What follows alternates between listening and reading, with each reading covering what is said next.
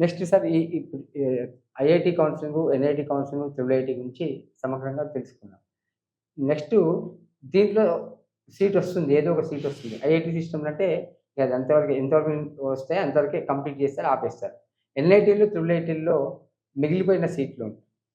ఎవరికైతే కొంతమందికి ఇష్టం లేని ఎక్కడో ఊనాలోనో, హమీర్పూరో లేకపోతే ఇంకో చోట నార్త్ ఈస్ట్‌లో వచ్చిన వాళ్ళు యాక్సెప్టెన్స్ ఫీజ్ కట్టి జాయిన్ అయితారు. పార్షియల్ ఫీజ్ కట్టి. వాళ్ళు వరంగల్‌లోనో, తిరుచిలోనో మిగిలిపోయిన సీట్లలోకి ఏదో ఒక బ్రాంచ్‌కి కావాలనుకుంటే వాళ్ళకి సంబంధించి వాళ్ళ ప్రాసెస్ అంతా ఎలా ఉంటది? ఏం లేదండి. ఇప్పుడు సీసాబ్ డేట్స్ వచ్చాయి.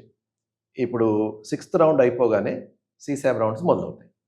సీసాబ్ రౌండ్ కూడా జోసా రౌండ్ లాగే ఉంటుంది. కానీ 2 రౌండ్సే ఉంటాయి. ఆల్‌రైట్. సో, మీరు సీసాబ్ రౌండ్స్‌లో జోసా లాగే మీరు మీ ప్రిఫరెన్సెస్ ఇస్తారు. మీరు రిజిస్ట్రేషన్ చేసుకోవాలి. సీసాబ్ రిజిస్ట్రేషన్ చేసుకోవాలి. చేసుకొని మీకు ఫీజులు కట్టుకోవాలి. ఫీజులు కట్టుకొని మీరు ప్రిఫరెన్స్‌లు ఇవ్వాలి. ఆ ప్రిఫరెన్స్ ప్రకారము మీకు ఇస్తే అలాట్ అవుతే మీరు ఇమ్మీడియేట్‌గా కట్టేసుకొని జాయిన్ అయిపోవాలి. అక్కడ ఉన్న సీట్ అప్పుడు ఇక్కడ సీట్ వస్తేనే అక్కడ సీట్ పోతుంది. ఇక్కడ సీట్ కరెక్ట్. అక్కడ సీట్ రాగానే ఈ సీట్ పోతుంది. మళ్ళా ఇదొకటి చాలా ఇంపార్టెంట్. మీకు సీసాబ్‌లో ఒక సీట్ వచ్చింది. ఆల్‌రైట్. వస్తే మీరు పాత సీట్ మీరు పెట్టుకోలేరు. పాత సీటు ఆటోమేటిక్‌గా వెళ్ళిపోయింది అంతే. పాత సీట్ మీకు ఉండదు. That applies to all, even in JoSAA counselling also. ఇదొకటి ఇందాక చెప్పలేదు నేను. మీకు జోసా కౌన్సిలింగ్‌లో ఒక రౌండ్‌లో ఒక సీట్ వచ్చింది. సెకండ్ రౌండ్‌లో ఇంకో సీట్ వచ్చిందంటే ఏమన్నమాట? ఈ ఫస్ట్ రౌండ్ సీట్ ఎగిరిపోయింది. You cannot retain that seat. అలాగే ఇక్కడ కూడా సీసాబ్‌కి వచ్చిన తర్వాత నేను సీసాబ్‌లో పార్టిసిపేట్ చేశాను. సీసాబ్‌లో పార్టిసిపేట్ చేసిన తర్వాత నాకు ఒక సీట్ వచ్చింది.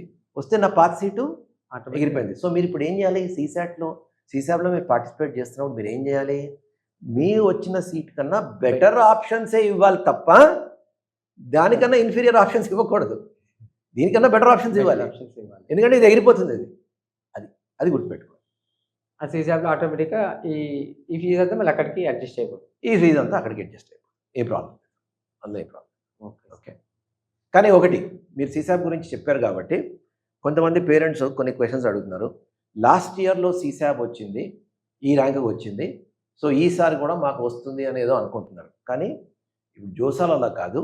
సీసాబ్‌లో ట్రెండ్స్ లాస్ట్ ఇయర్ ట్రెండ్స్ లాగా ఉండే అవసరం లేదు. ఎందుకంటే సీసాబ్ ఏమవుతుంది? ఏమైనా మిగిలిన సీట్లు ఉంటేనే మీకు వస్తాయి. సో లాస్ట్ ఇయర్ ఏవో మిగిలి ఉండొచ్చు ఫర్ సమ్ రీజన్. ఇప్పుడు last year dynamics will be different. ఇప్పుడు last year for example BITSAT counselling దీంతో మ్యాచ్ అయి ఉండదు, సింక్ అయి ఉండకపోవచ్చు. సో అందుకోసం బిట్స్కి కొంతమంది వెళ్ళిపోయి ఉండొచ్చు. ఆల్రైట్. అప్పుడు మనకి ఎన్ఐటీస్లో కొన్ని వేకెన్సీస్ వచ్చి ఉండొచ్చు. ఈసారి అలా ఉండకపోయి ఉండొచ్చు. సో ఈసారి ఆ సీట్స్ వేకెంట్ కావు. సో అందుకోసం we should not go by సీసాబ్. సీసాబ్ last year trend ప్రకారము ఈసారి అలాగే జరుగుతుందని గ్యారెంటీ లేదు. జోసాలో జరగచ్చు. జోసాలో జరగడానికి చాలా ఛాన్సెస్ ఉన్నాయి. సీసాబ్లో మాత్రం లాస్ట్ ఇయర్ ట్రెండ్స్ ప్రకారము ఈసారి మీరు ఆప్షన్స్ మీరు ఫిల్ చేసుకొని మీకు వస్తుంది అనుకోకండి.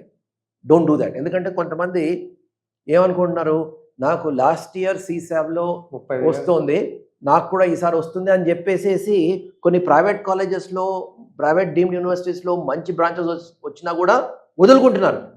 ఈ పని చేయదు. సీసాబ్లో లాస్ట్ ఇయర్ది మీకు గ్యారంటీ లేదు. వస్తే అది జాక్పాట్.